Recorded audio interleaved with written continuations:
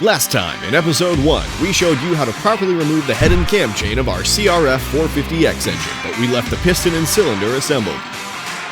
In this episode, we begin the bottom end teardown, starting with the critical step of flywheel removal.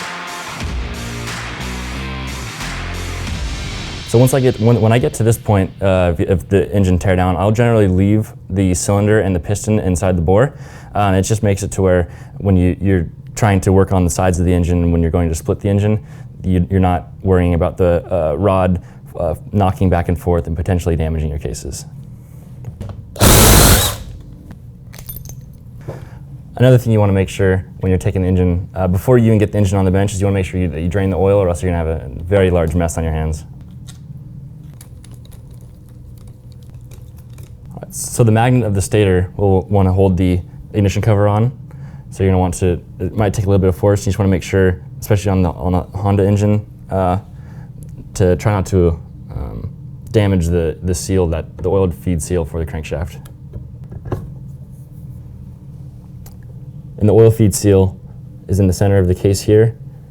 And this the snout on the end of the crank is where that oil feed is driven. That feeds the entire crank, so making sure not to do any extra side movements is definitely a positive on this. For power sports engines, in order to remove the flywheel, you definitely need a flywheel puller. So going back to the oil feed snout that is on the Honda crankshaft on the ignition side, you want to make sure that you use the collar that is supplied usually with the flywheel puller for this engine, and this threads on to where the nut holds the flywheel on, and this will save that snout and the seal surface from being flared so that it does not tear the seal that is mounted inside the ignition cover.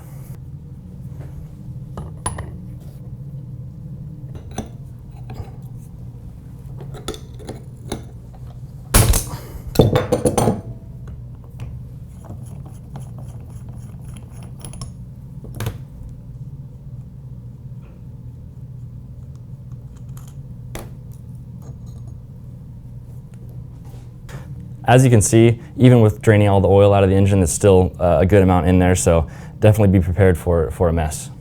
So at this point, we can remove the small cam chain retainer that's mounted below the cam chain, and this keeps the cam chain from falling off when doing maintenance. But at this step, we need to remove that so that we can remove the cam chain from the engine.